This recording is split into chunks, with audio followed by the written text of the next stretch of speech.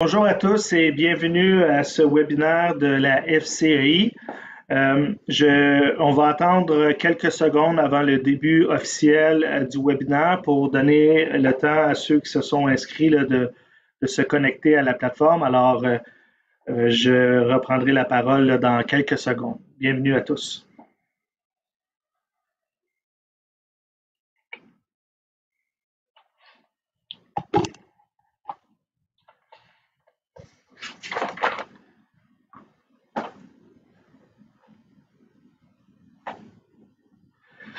Alors, bonjour tout le monde. Mon nom est Jasmin Guénette. Je suis heureux de vous accueillir aujourd'hui à ce webinaire intitulé Comprendre le règlement du recours collectif contre des cartes de crédit et ce qu'il signifie pour votre entreprise. On est très heureux de vous accueillir en grand nombre avec nous aujourd'hui. Avant de poursuivre, j'aimerais vous rappeler que vous pouvez poser vos questions tout au long du webinaire en utilisant l'onglet soit QA ou QAR selon que vous avez la plateforme Zoom en français ou en anglais. Donc, c'est l'onglet QAR qui est tout juste au bas de l'écran. Vous avez aussi dans l'onglet Chat une copie de la présentation aujourd'hui qu'on utilise et la présentation vous sera envoyée peu de temps après le webinaire par courriel. Donc, vous allez pouvoir réécouter le webinaire et consulter les informations pertinentes pour vous qu'on vous présente aujourd'hui. Et si c'est possible également, on aimerait ça savoir dans quel coin du pays vous êtes avec nous aujourd'hui. Donc, vous pouvez mettre dans l'onglet Q&A, QAR, la province dans laquelle vous êtes, Québec, Nouveau-Brunswick ou ailleurs au pays. Maintenant, ça me fait un grand plaisir de vous présenter mes collègues qui sont avec moi aujourd'hui. D'abord, Jean-Marc Usher, qui est notre gestionnaire principal de ressources aux entreprises. Salut Jean-Marc. On a Rachel Ing, qui est gestionnaire en information des membres et escalade. Salut Rachel. Et Francis Bérubé, qui est directeur des affaires provinciales pour la province de Québec. Alors, bonjour Francis. Également avec nous aujourd'hui deux invités spéciaux. On a le plaisir d'accueillir d'abord Maître Jeff Orenstein, qui est l'avocat fondateur de Groupe de droit des consommateurs, entreprise, groupe d'avocats qui est derrière le recours collectif. Et également Maître Andrea Grasse, qui est avocate pour Groupe de droit des consommateurs. Alors, bienvenue à vous deux. Merci encore d'être avec nous aujourd'hui. Ça nous fait un grand plaisir. Et je présenterai formellement nos deux invités spéciaux dans quelques minutes en donnant quelques notes biographiques. Mais un très grand merci d'être avec nous aujourd'hui. L'agenda du webinaire est assez simple. On aura quelques nouvelles à partager avec vous dans un premier temps. Ensuite, on aura une conversation en compagnie de nos deux avocats invités aujourd'hui. Mon collègue Jean-Marc présentera plusieurs détails pour obtenir une part du règlement et ainsi que de la manière dont les entreprises devront se prendre pour facturer les frais supplémentaires plus tard à l'automne. On aura la période de questions et je ferai le tour avec vous de certains webinaires qui s'en viennent. Durant la pandémie, le gouvernement fédéral a rendu disponible à travers différents réseaux des tests rapides de dépistage de la COVID-19 en milieu de travail. Il faut savoir que ce programme-là va prendre fin bientôt, plus tard à l'automne, et on encourage les PME à obtenir des tests rapides pour leur entreprise avant que le programme prenne fin, notamment pour s'assurer d'avoir les stocks nécessaires pour l'hiver. Le programme varie là, dans certaines provinces, les tests, comme vous le voyez à l'écran, peuvent être obtenus via les pharmacies participantes. Dans d'autres provinces, c'est à travers le réseau des chambres de commerce ou les gouvernements et territoires qui participent. Et donc, vérifier vous êtes où et comment le programme fonctionne dans votre province. Les tests sont gratuits. Pour les pharmacies qui participent, elles peuvent demander jusqu'à 14 $ pour toutes sortes de frais. Mais après la fin du programme, les tests ne seront plus gratuits et donc pour les obtenir, vous allez devoir payer. Euh, pour faire une demande pour obtenir ces tests rapides-là, vous avez là, à la diapositive suivante les modalités là, pour vous inscrire au programme. Donc, il y a différentes étapes à suivre. Vous devez remplir un formulaire, rentrer certaines informations sur votre entreprise. Toutes les informations dont vous avez besoin là, pour vous inscrire et accéder à ce programme sont à l'écran. Puis, si vous avez de la difficulté ou si vous avez des questions concernant ce programme-là spécifiquement, je vous invite à contacter nos conseillers et conseillères des ressources aux entreprises. Puis mes collègues vont se faire un grand plaisir de vous aider, soit à vous inscrire à ce programme-là ou encore répondre à certaines questions que vous pourriez avoir à ce sujet-là. Donc, je vous rappelle là, que vous devez vous inscrire pour obtenir les tests rapides. Jean-Marc, je te passe la parole pour la prochaine diapositive. Oui, bien sûr. Merci, Jasmin. Comme Jasmin l'a mentionné, si vous avez besoin d'aide pour remplir les formulaires ou si vous avez des questions, n'hésitez pas à contacter nos équipes là, aux ressources aux entreprises. Alors, quoi de neuf? Le gouvernement fédéral vous offre la possibilité, si vous voulez, d'aider les réfugiés ukrainiens qui arrivent au Canada. Donc, à partir de cette diapo-là, comme on l'a dit au début, vous allez pouvoir recevoir les diapos par courriel, mais vous avez aussi l'opportunité de la télécharger là dans le chat. Jasmin, je vais te demander de fermer ton micro si ça ne te dérange pas. Donc, vous allez pouvoir la télécharger à partir du chat et ensuite, si vous voulez aller sur le portail du gouvernement, pour offrir de l'aide financière, vous avez simplement à mettre les informations de base sur votre entreprise et indiquer la nature de votre contribution. Vous avez aussi la possibilité d'envoyer vos questions à l'adresse courriel plus bas. Je sais que c'est une grosse adresse courriel, mais si vous téléchargez la diapo, vous allez pouvoir la copier et coller au moins dans votre Outlook ou dans Gmail. Donc on a facilité les choses pour vous là, en mettant tout dans les diapos. Donc rappelez-vous que vous allez pouvoir en fait télécharger tout. Alors, on va, sans plus tarder, je vais laisser la parole à mon collègue Jasmin qui va faire l'introduction de nos invités spéciaux. Et je rappelle un petit rappel à tout le monde, quand on parle pas, on éteint la caméra. Merci à tous. Merci Jean-Marc, et c'est effectivement une très longue adresse courriel. Maintenant, ça me fait un grand plaisir de vous présenter brièvement nos invités d'aujourd'hui. D'abord, Maître Jeff Orenstein, qui est le fondateur de la firme Groupe de droit des consommateurs. La pratique de Maître Orenstein est principalement consacrée au recours collectif et est lui-même l'avocat principal dans plusieurs recours collectifs, tant sur le plan national que provincial.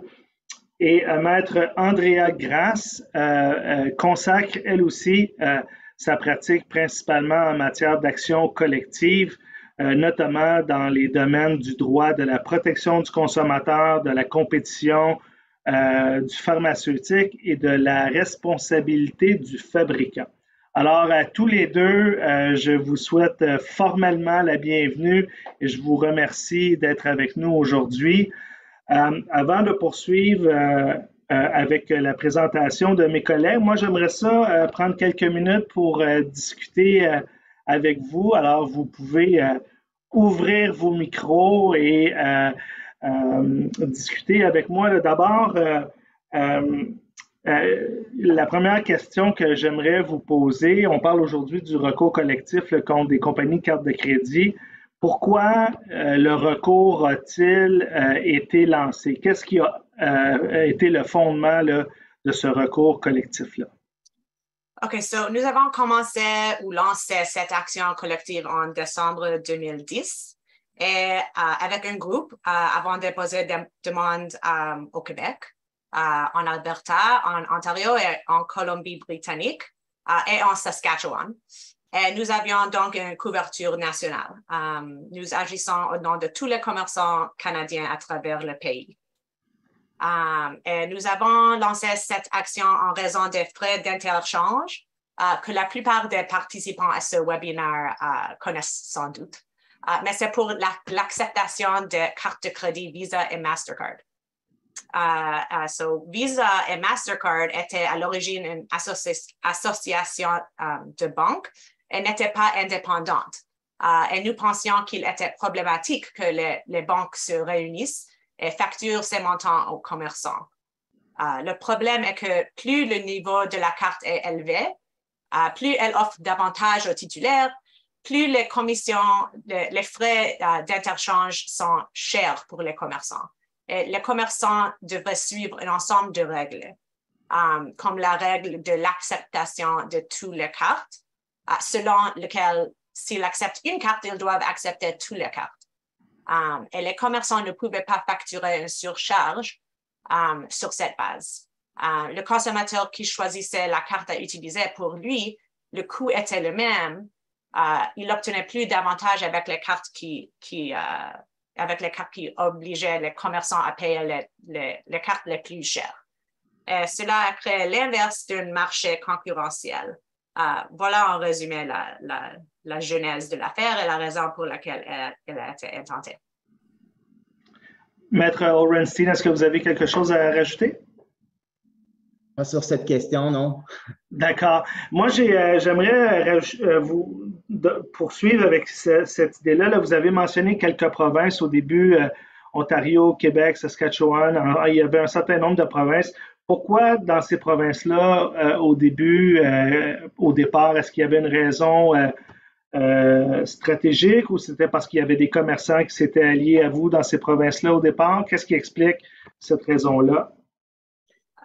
Écoute, la première action, c'était pris au Québec. Alors, nous, on avait débuté l'affaire. Après ça, et au Québec, il y a une juridiction pour tout le monde pour tous les résidents au Québec seulement. Il n'y a pas une façon de le faire pour tout le Canada. Mais on savait déjà au début que c'est une pratique qui affecte tout le monde partout au Canada, même dans d'autres juridictions aussi. So, c'était pris au Québec pour les résidents du Québec, c'était pris dans les autres provinces pour les résidents de leur province et aussi partout au Canada. Mais à la fin, ce qu'on a fait, c'est qu'il y avait une entente entre les parties de procéder en Colombie-Britannique au début. Alors, ça, c'était le lead case. Ils ont procédé d'une façon contestée et ça a pris un certain temps, mais il y avait même un procès qui était supposé de débuter en Colombie-Britannique, mais c'était réglé juste avant ce procès. Je comprends. Et ça a quand même été long là, avant le tout début du processus jusqu'au moment où l'entente a été conclue il y a quelques mois. Là. Qu'est-ce que vous pouvez nous dire sur ce processus-là qui a été quand même assez long, là? Écoute, le processus, ça semble être long, mais en vérité, les litiges sont beaucoup plus lents dans la vie réelle qu'ils apparaissent à la télévision ou dans les livres. So, la vérité, c'est que ça a pris, c'était commencé en 2010, c'était réglé en 2021, ça fait 11 années, mais il y avait une coordination de toutes les provinces, ça c'est une chose. Il il y avait des petites ententes partout durant le processus. Ça prend du temps d'approuver ces ententes. Il y avait tout le discovery et tout cela qui, avec des millions de documents qui étaient partagés entre les parties. Alors, ça prend du temps. Mais il y avait certains règlements et à la fin, il y avait le grand règlement avec les 5 grandes banques. Et c'est ça qui avait terminé l'affaire parce qu'on avait réglé avec tout, avec une grande somme d'argent. Et juste pour comprendre, on avait poursuivi toute l'industrie financière, tous les banques au Canada, Visa, Mastercard, tout le monde. C'est des compagnies avec beaucoup d'argent et beaucoup de puissance et c'était un grand débat. Ce n'était pas juste quelque chose rapide à faire.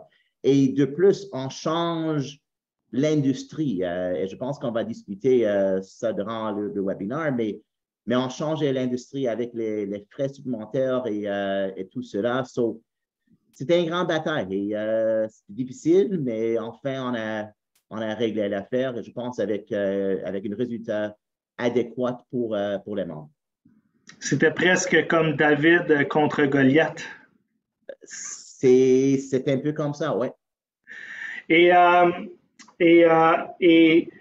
vous avez dit là, que la décision, l'entente conclue dans le cadre du recours collectif change les règles du jeu. Qu'est-ce que l'entente conclue, qu'est-ce que ça signifie là, pour les commerçants? Qu'est-ce que ça change? Qu'est-ce que ça signifie pour les commerçants? Well, il y a certains bénéfices. On peut parler des 3 bénéfices, je pense, avec les règlements et le litige. Et je vais commencer avec le début, c'est que nous avons réussi à ramasser de l'argent auprès des banques et des réseaux et nous sommes maintenant en mesure de distribuer environ 131 millions de dollars aux commerçants. Et il y a un processus de réclamation qui est maintenant en cours avec une date limite de 30 septembre 2022 pour faire votre réclamation. La deuxième bénéfice, c'est qu'en ce qui concerne la question de la surcharge, l'un des avantages que nous avons négocié avec Visa, Mastercard et les autres banques est que nous avons obtenu une exemption de la règle de non-surcharge qui entrera en vigueur le 6 octobre de cette année.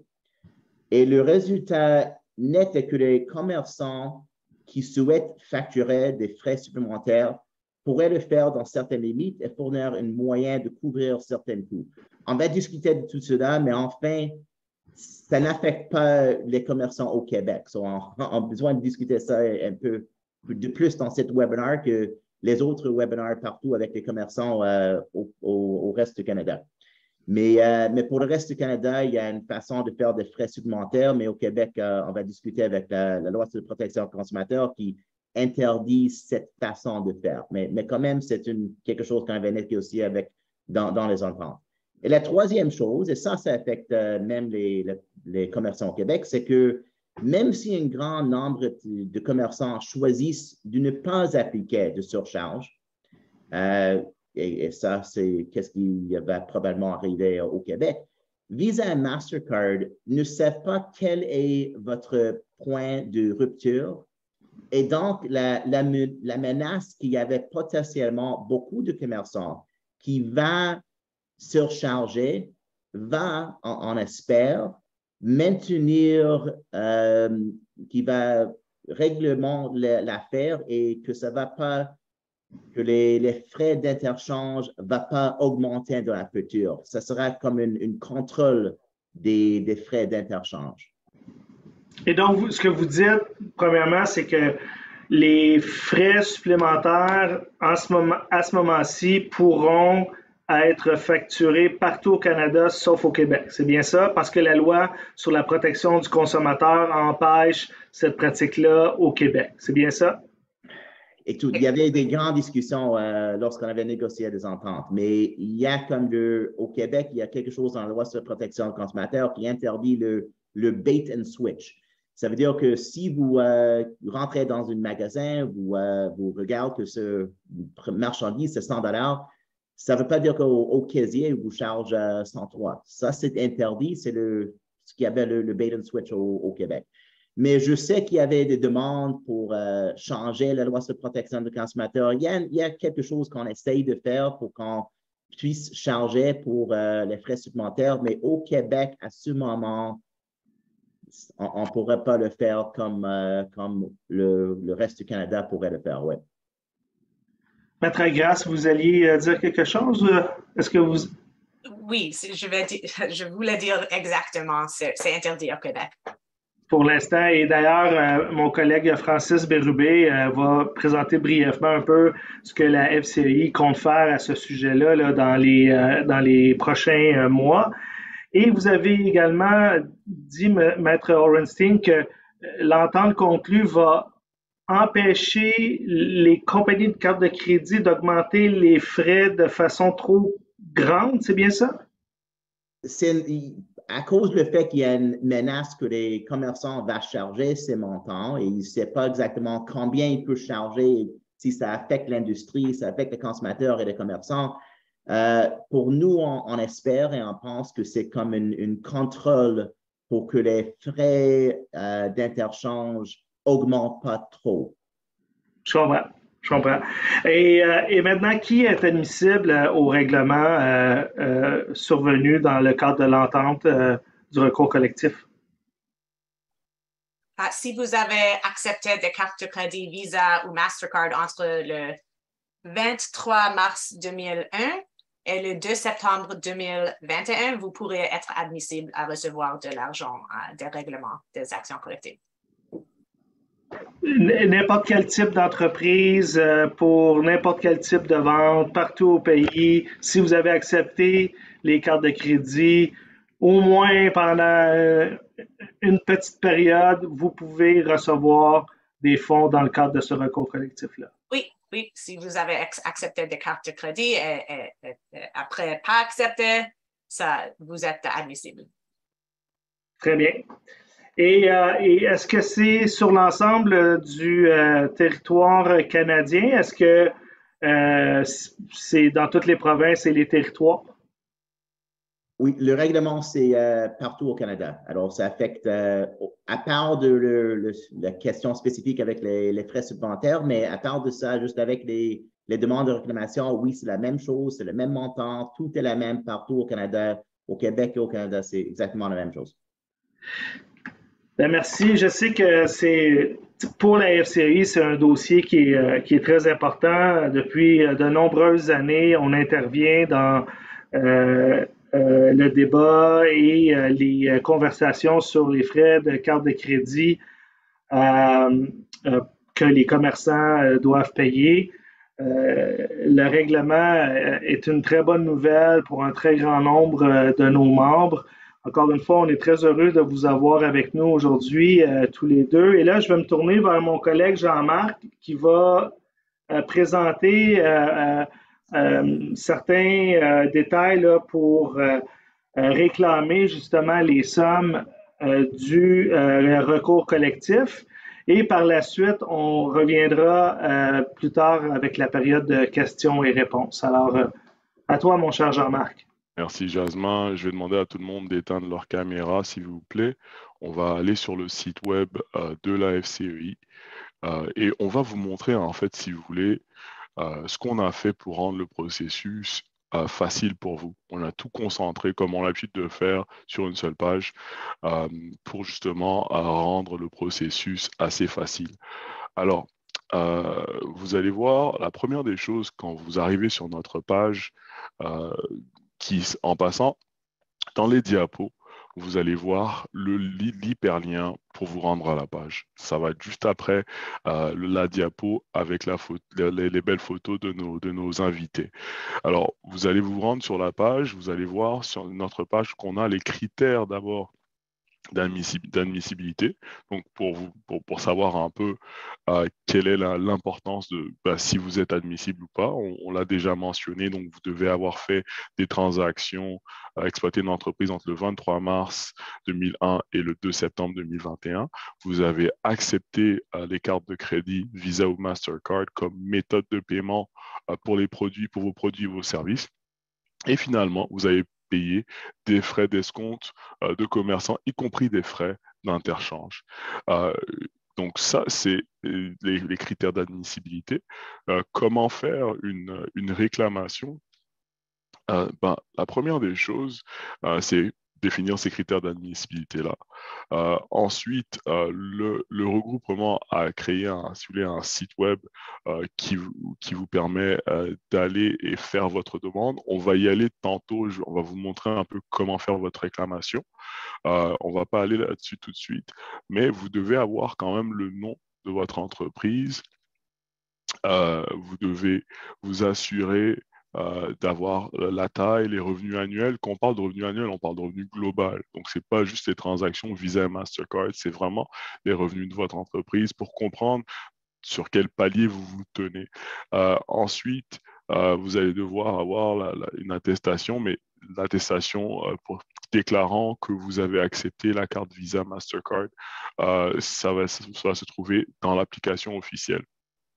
Vous allez pouvoir recevoir, dépendamment de la taille de votre entreprise, pour les petites entreprises, ça veut dire les entreprises qui ont des revenus moyens de 5 millions de dollars. Vous avez un maximum de 600 dollars que vous allez pouvoir recevoir, soit 30 dollars par année où vous faites votre réclamation. Les commerçants moyens, donc c'est les commerçants qui sont entre 5 millions et 20 millions de revenus global, encore une fois, comme je dis, tout revenu confondu, excusez-moi, vont pouvoir recevoir à peu près 250 dollars par année de réclamation ou un maximum de 5 000 dollars.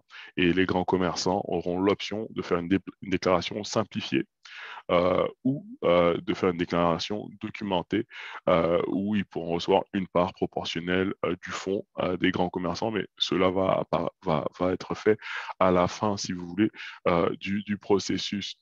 Alors, avant de se porter sur, parce qu'on veut vous faire une démonstration de comment faire une réclamation, je veux vous dire une chose très, très importante.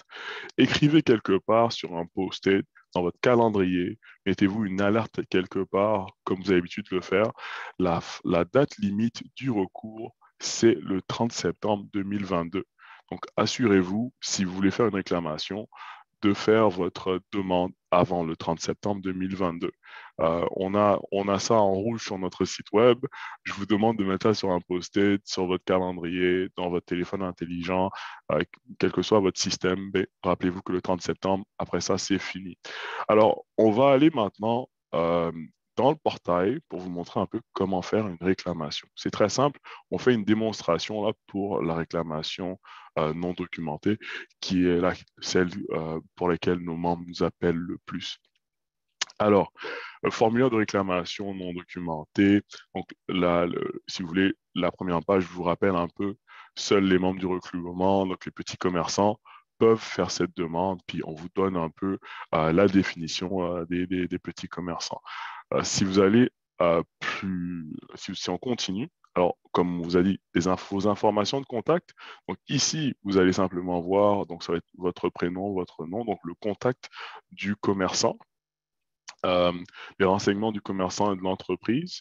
Ensuite, on va vous demander si vous êtes une entité liée, dépendamment si vous êtes une entité qui fait une demande pour plusieurs entités, d'accord? Donc, vous avez une société de gestion et à travers celle-là, vous faites la demande pour vos autres entreprises. Si vous êtes un tiers, donc si vous êtes un représentant d'une entreprise et vous le faites pour vos clients, donc ça, c'est ça.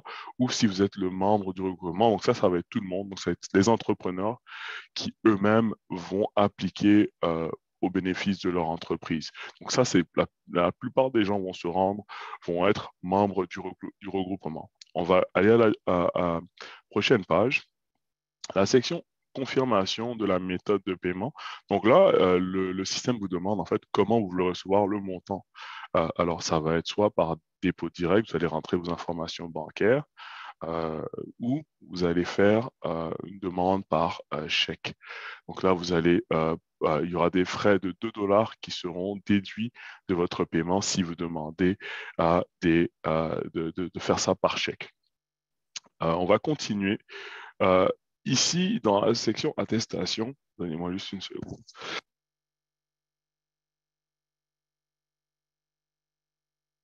Excusez-moi, juste prendre une gorgée d'eau. Donc, dans la section attestation, vous allez pouvoir mettre vos informations. Donc, petit commerçant, les dates pour lesquelles vous appliquez pour le recours. Et ensuite, vous allez confirmer, attester si vous voulez, que vous n'avez pas reçu de paiement du recours. C'est vraiment l'attestation et rentrer vos informations là où ça a été signé et ensuite aller de l'avant en cliquant suivant.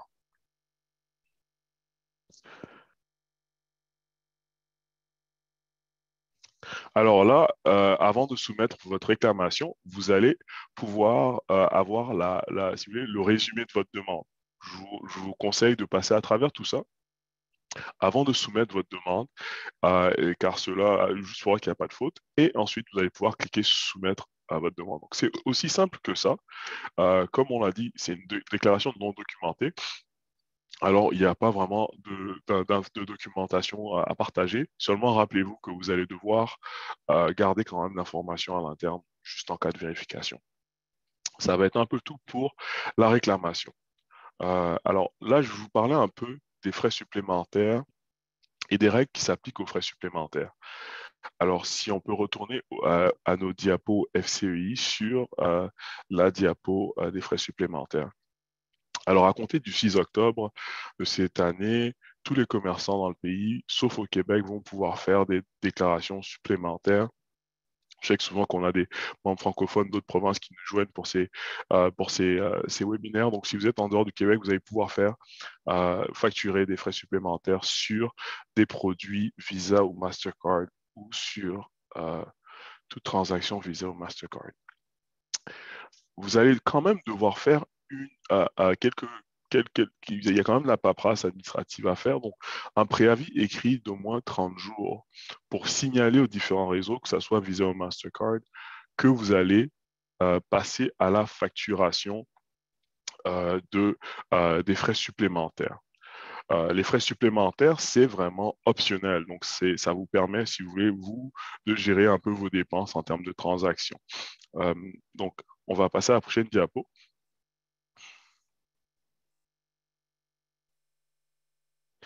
Alors, comment vous inscrire? Comment envoyer votre préavis?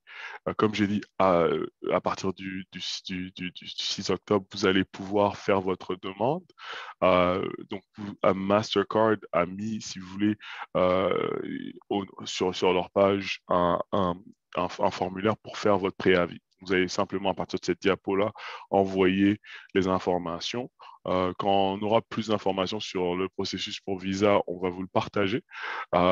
Mais déjà, Mastercard s'est rendu disponible à ce niveau-là. Donc, à partir du 6 septembre, vous allez pouvoir envoyer ou commencer, si vous voulez, à envoyer votre préavis pour être prêt pour le 6 octobre. Les règles qui sont très, très importantes à suivre. Alors, vous allez avoir une politique interne pour les frais supplémentaires.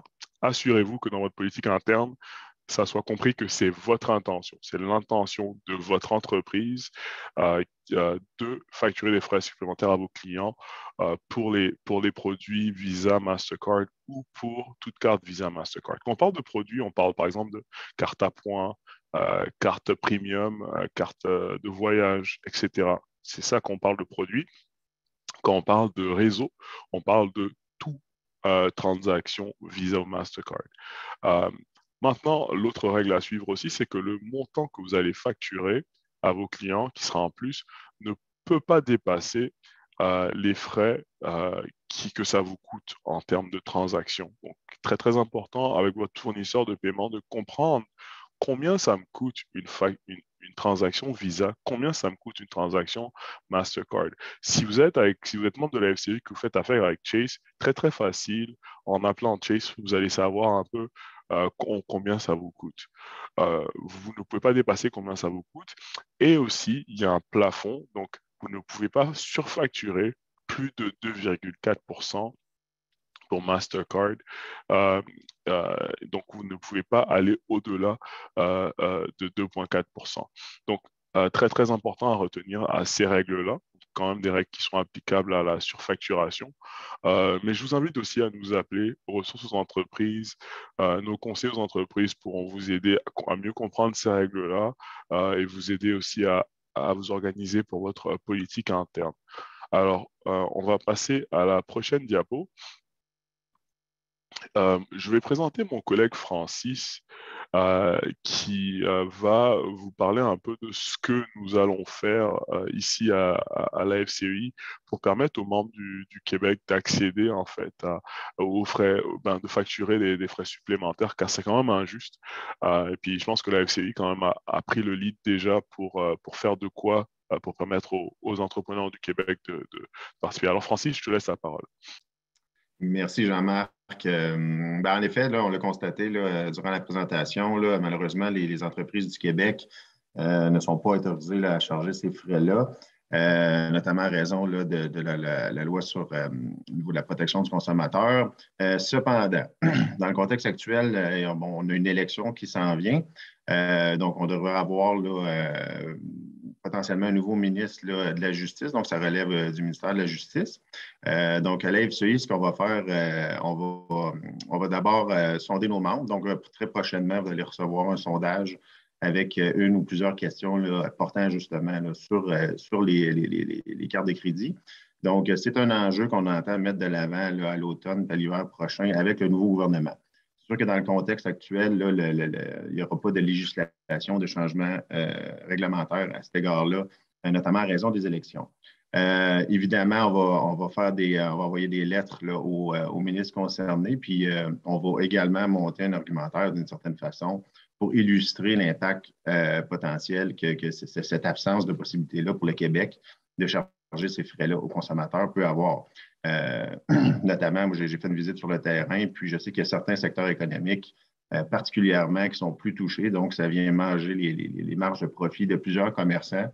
Donc, c'est un enjeu qui est important pour la FCEI. Au cours des dernières années, la FCEI a travaillé extrêmement fort dans ce dossier-là. Puis, en effet, on va poursuivre ce travail-là au Québec pour que les PME, justement, puissent bénéficier de ce même privilège-là que les autres provinces canadiennes, en fait. Donc, voilà. Je laisse la parole maintenant à Jasmin. Je pense qu'il reprend le relais. Merci. Super, merci beaucoup, Francis. Merci beaucoup, Jean-Marc. C'est maintenant la période de questions-réponses. Donc, on va y aller avec quelques questions des gens qui participent au webinaire aujourd'hui. Et puis, avant d'y aller avec certaines des questions qu'on voit dans le Q&A, on a reçu un certain nombre de questions à l'avance. Et puis, il y a Kim Van qui nous a demandé, là, qui dit qu'il a déjà rempli une demande au mois de mai et se demande au fond si dans l'intervalle, il y a autre chose à faire ou si c'est juste d'attendre. C'est quoi la suite là, une fois qu'on a fait notre demande officiellement sur le site? Si vous voulez, moi, je peux répondre. Bien sûr. Alors, il y a un site, exactement, il y a un site de réclamation qui est administré qui est géré par l'administrateur de réclamation. Je pense que lorsque vous remplissez votre information, vous recevrez un courriel automatique en disant que le formulaire est rempli. S'il y a quelque chose, si ça manque d'informations ou s'il y a une erreur de quelque sorte, je pense que l'administrateur de réclamation va vous envoyer un courriel ou quelque chose pour vous demander de faire la correction nécessaire. Si vraiment vous pensez qu'il y a quelque chose, vous avez le droit d'appeler l'administrateur de réclamation sur la page, sur la site Internet, il y a ses coordonnées. Alors, vous pouvez le faire. Je ne veux pas que tout le monde, qui a comme tous les commerçants au Canada, appelle l'administrateur pour demander s'ils ont bien reçu leur réclamation. Mais si vous avez quelques difficultés, des vraies difficultés ou quelque chose vraiment à savoir, appelle-le. Ça ferait beaucoup d'appels, effectivement. Mais donc, si les gens ont des questions ou s'il y a des erreurs, c'est possible de modifier la réclamation qu'on a soumise. C'est bien ça? Si, écoute, s'il y a un manque d'information, quelque chose, une déficience de quelque sorte, oui, il y a une possibilité de le corriger. Juste une autre chose, et de le corriger, ça veut dire avec l'administrateur de réclamation, pas nécessairement nous, parce que ce n'est pas nous qui prend toute cette information et fait les paiements en conséquence. Mais si vous avez des questions, vous avez la possibilité d'appeler nous comme vos avocats. C'est le groupe de droit de consommateur ou en anglais, c'est Consumer Law Group. Et aussi, en même temps, si vous avez des questions spécifiques sur la réclamation ou n'importe quoi, vous avez le droit d'appeler l'administrateur de réclamation. Et toute l'information est sur leur site. Je voulais juste ajouter qu'il y a un courriel aussi. C'est parfois plus facile. C'est info@creditcardsettlements.ca. Merci beaucoup. Effectivement, c'est important également de donner l'adresse courriel. Il y a Nancy qui nous a demandé qu'est-ce qu'on doit faire? Est-ce qu'il y a quelque chose à faire si on ne connaît pas la date du début des paiements que nous avons acceptés par carte de crédit? Donc, elle ne connaît pas la date à laquelle elle a commencé à recevoir des paiements par carte de crédit. C'est une question pour nous? Oui. Oh, parfait. OK. Je ne savais pas. OK. So, première chose, on n'a pas besoin de savoir la date spécifique, mais ça commence au début de 2001. Alors, si on... Donc, excusez-moi, quand vous dites ça commence au début de 2001, donc si l'entreprise a commencé à accepter des paiements par carte de crédit en 2001, elle est éligible. Oui, c'est entre la date spécifique, c'est le 23 mars 2001, mais c'est au début. Mais enfin, on accepte plusieurs formes de preuves. Ce n'est pas juste une question de savoir la date spécifique. On avait vraiment essayé que la formulaire est simple, qu'il n'y a pas trop d'informations qui est nécessaire pour faire une réclamation. Alors, si enfin vous avez accepté de carte de crédit à aucun moment entre 2001 et 2021, vous pouvez cliquer là-dessus, vous pouvez donner, si vous êtes une commerçant petite, il n'y a pas de documentation à donner de tout. Si vous demandez pour plus d'argent et vous avez des ventes qui augmentent un peu de plus, ça se peut que vous avez besoin de soumettre quelque chose, mais enfin, il y a plusieurs formes de preuves. Ça se peut que c'est un contrat, c'est un relevé bancaire. Il y en a plusieurs façons de faire. Alors, je vous demande de faire la réclamation. Faites donne le plus de l'information que vous êtes capable de faire, mais n'êtes pas gêneux de le faire. Essayez de le faire et mettre l'information que vous connaissez. Maître Grasse, est-ce qu'il y a quelque chose que vous voulez rajouter? Pas vraiment. Non. C'était une réponse parfaite. Une réponse parfaite, merci. Donc, une autre question qu'on a reçue avant le webinaire aujourd'hui de la part de Sylvie, qui se demande si l'entreprise a changé de nom. Donc, on avait une entreprise, peut-être qu'elle a fermé ou je ne sais pas quoi. Puis là, la même personne a ouvert une autre entreprise.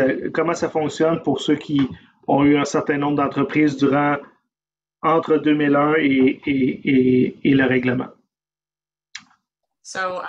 On peut faire une réclamation pour chaque entreprise parce que c'est une entreprise différente. Alors, s'il y a faites deux réclamations. Si c'est la même entreprise avec un nom différent, ça serait plus compliqué. Okay. Mais chaque entreprise est un distinct membre du groupe.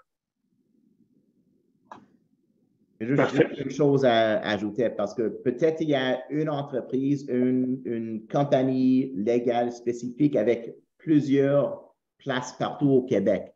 Alors, à ce moment, vous faites une réclamation vous mettre tous ensemble dans une réclamation. S'il y a juste une compagnie juridique spécifique, mettre tout ça ensemble. Mais s'il y en a plusieurs compagnies, pas juste des noms spécifiques, des compagnies légales différentes, oui, ça veut dire que ce que Maître Graff vous a dit, que vous avez besoin de faire des réclamations différentes, ça fait du sens. Mais c'est différent. C'est juste une non enregistrée ou une vraie compagnie juridique légale séparée. C'est juste pour comprendre la différence. Parfait, merci. Et donc, une entreprise qui aurait cessé ses activités, une entreprise qui n'est plus en opération, peut quand même faire une réclamation. C'est bien ça? Oui, c'est possible. Oui, c'est possible. On encourage les personnes de le faire, mais la seule chose, c'est que ça se peut que le chèque qui vous sera envoyé, ça sera avec le nom de votre compagnie qui était encore vivant durant le temps.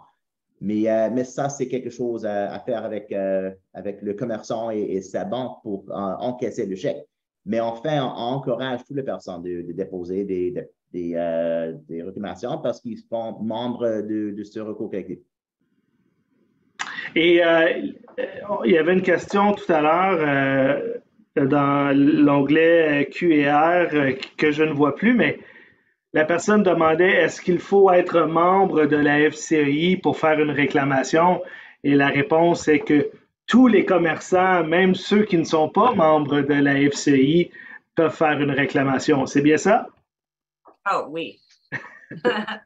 Ce n'est pas nécessaire d'être membre d'une organisation, y compris celle-ci, pour faire une demande. Parfait. Merci de clarifier. Il y a André ici qui demande quel est le délai pour recevoir le montant, le paiement là, dans le contexte du recours collectif. Alors, l'administrateur doit compléter le processus d'évaluation de toutes les réclamations. La date limite pour déposer une réclamation, c'est le 30 septembre de cette année, so dans un mois et demi. Mais après ça, ils ont beaucoup de travail à faire. C'est difficile de faire, de promettre quelque chose. Je dirais au printemps, peut-être de l'année prochaine. Mais je ne peux pas promettre une date spécifique parce qu'il y a des facteurs pas dans notre contrôle. Donc, on parle de plusieurs mois, là. Oui. À tout le moins. Oui. Parfait, merci. Ici, on a Louis Saint-Denis qui demande, en fait, qui dit, là, j'ai fait ma demande pour le recours collectif, mais je n'ai pas fait de copie de ma demande. Est-ce possible de la retrouver sur le site d'inscription du recours collectif? Donc, est-ce que c'est possible d'aller retrouver la demande qu'on aurait soumise? Non, ce n'est pas disponible sur le site web du règlement, mais vous pouvez contacter l'administrateur de réclamation pour demander une copie.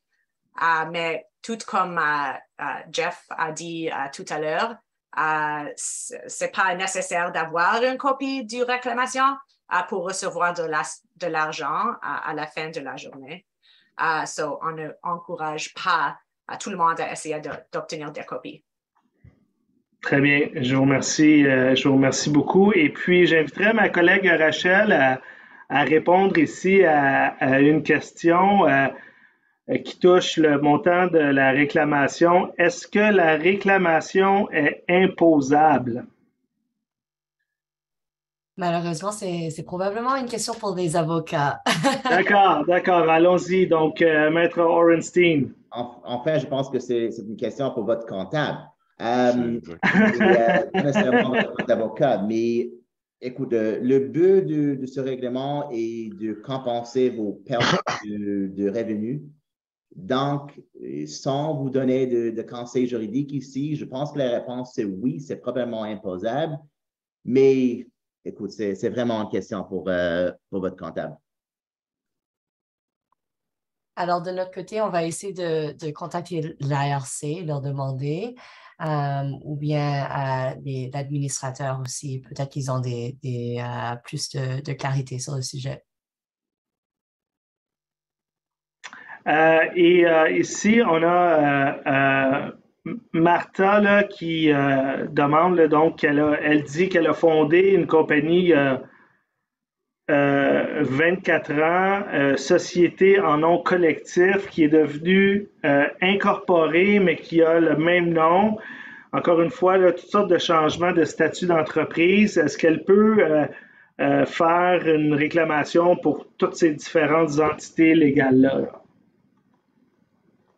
Alors, si ce n'est pas une compagnie comme telle, ça veut dire que vous faites l'opération dans le nom de la partnership. Alors, enfin, vous avez besoin de mettre tous pas compagnies, mais vos places ensemble pour faire une réclamation seule pour le partnership ou dans votre nom personnel. Pas besoin d'avoir une compagnie incorporée pour faire une réclamation. C'est juste une question de faire à ce moment, si la société a besoin de faire juste une réclamation pour toute la société ensemble, de mettre tous les magasins ensemble pour le faire. Parfait.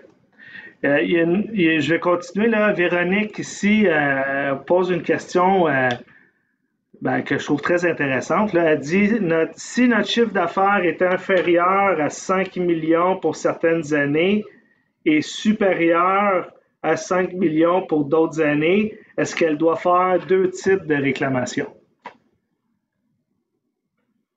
Bonne question, n'est-ce pas? Bonne question. Et écoute, à la fin, vous avez le droit de faire de diviser par année. Le problème, c'est que si je regarde sur la formulaire, il y a seulement une formulaire. Vous n'avez pas vraiment la capacité de le faire avec, de changer les années, avec de changer comme si vous êtes une commerçant petite ou moyen dans différentes périodes. À ce moment, écoute, je pense que la meilleure chose à faire, c'est d'appeler ou l'administrateur de réclamation, de leur demander la question. Peut-être il y a une façon de soumettre 2 formulaires avec eux. Je ne suis pas certaine de la réponse, mais la meilleure chose de faire, c'est appeler à l'administrateur de réclamation et expliquer votre situation et peut-être il y a une façon de régler ça. Parfait. Rachel, tu veux rajouter quelque chose? Oui, comme on a vu dans la démonstration, on vous demande de sélectionner des ans, que vous êtes moyen ou petit ou grand.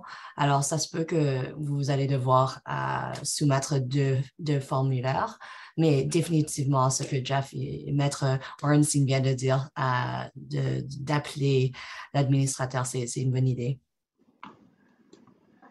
Good. Il reste quelques minutes. Là. Je vais essayer de prendre une ou deux autres questions avant de vous retourner la parole, Maître Orenstein et Maître Grasse, si vous voulez dire quelques mots de clôture. Là. Mais est-ce que les ventes en ligne, parce que là, on parle que les commerçants et les gens qui payent avec les cartes de crédit, donc on pense souvent à la personne qui est en magasin puis qui paye pour quelque chose, mais est-ce que les ventes en ligne payés évidemment par carte de crédit sont assujettis à ce règlement-là? Oui, que vos ventes est effectuées en personne ou en ligne, vous êtes un membre du groupe et vous pouvez présenter une réclamation dans le cadre du règlement. Parfait. Ben, écoutez, il reste quelques minutes là. Je ne sais pas, Maître Orenstein ou Maître Grasse, si quelque chose que vous voulez dire en terminant, rappeler aux gens qui sont sur le webinaire avec nous aujourd'hui certaines choses importantes. Vous avez la parole pour quelques mots de la fin si vous le souhaitez. La seule chose que je voulais dire, c'est juste n'oubliez pas la date de 30 septembre de cette année parce que ça, c'est la date butoir de faire votre réclamation et j'encourage tous les commerçants de soumettre une réclamation parce que c'est pour vous qu'on avait fait cet recours collectif Il y a une bonne montant d'argent à donner à tous ces commerçants pour récompenser les pertes qu'ils ont eues durant ces années. Alors, vraiment, j'encourage les personnes, dépose vos réclamations et n'oublie pas la date. Et c'est quoi la date encore? La date, une autre fois, c'est le 30 septembre 2022. Il faut répéter souvent. Et Maître Grasse, est-ce que vous avez quelque chose à rajouter en terminant? Juste de dire merci de nous recevoir ici. Ah ben, ça nous fait grand plaisir et c'est nous qui vous remercions. C'est un dossier très important et avoir l'opportunité d'en discuter avec vous deux, avoir l'opportunité de vous avoir tous les deux pour répondre à un certain nombre de questions, c'est très apprécié. Et puis, on n'a pas pu répondre à toutes les questions qui étaient dans l'onglet Q&A. Mes collègues Jean-Marc, Rachel, Glody vont faire le suivi là, et tenter d'aider les gens qui n'auraient pas eu leurs questions répondues aujourd'hui. J'aimerais Jean-Marc, tu veux rajouter quelque chose? Oui, juste pour que ça soit plus facile et que vous ayez vos réponses rapidement, n'hésitez pas à appeler les ressources aux entreprises au 1-833-568-3234. Donc encore 1-833-568-3234. Et nos conseillers aux entreprises se feront le plaisir de répondre à toutes vos questions, les questions qu'on n'a pas pu répondre. Alors, c'était juste un petit rappel. Et peut-être qu'on peut remettre à l'écran notre présentation, voilà, pour donner ici les informations pour rejoindre le groupe de droit des consommateurs. Donc, vous avez le numéro de téléphone à l'écran, l'adresse courriel. Donc, n'hésitez pas à communiquer avec Maître Orenstein et Maître Grasse si vous avez des questions et ainsi aussi visiter leur site web. Puis encore une fois, à tous les deux, je vous remercie beaucoup. Vous avez donné beaucoup d'informations fort utiles pour les gens qui ont assisté aujourd'hui au webinaire et puis on apprécie grandement votre disponibilité. On a d'autres... Oui, vous alliez dire quelque chose, Maître Orenstein? Désolé. Juste merci. Très bien. On a quelques webinaires qui s'en viennent.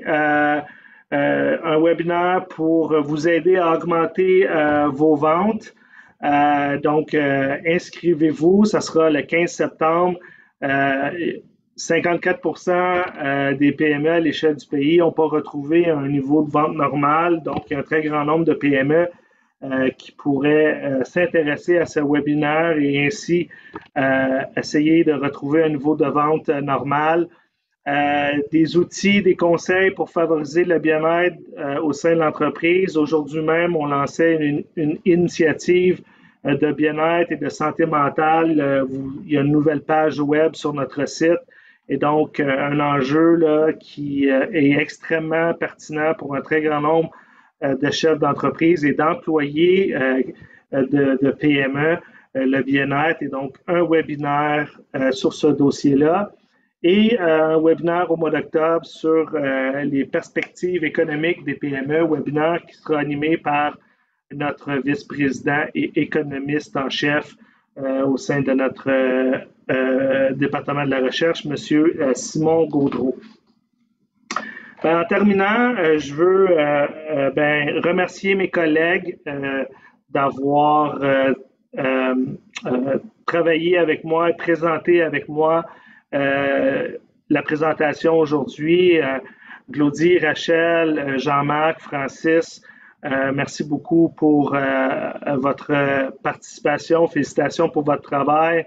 Encore une fois, Maître Orenstein, Maître Grasse, un grand merci pour votre collaboration et participation aujourd'hui. À vous tous, je vous rappelle de ne pas hésiter à appeler nos conseillers et nos conseillères aux entreprises pour toute question concernant le recours collectif ou toute autre question qui touche votre entreprise. Vous allez bientôt recevoir un sondage au sujet du webinaire aujourd'hui et l'enregistrement de celui-ci, donc vous allez pouvoir le réécouter. Et sur ça, ben, ça me fait un grand plaisir de souhaiter à tous une très belle fin de journée et une très bonne semaine. Merci beaucoup.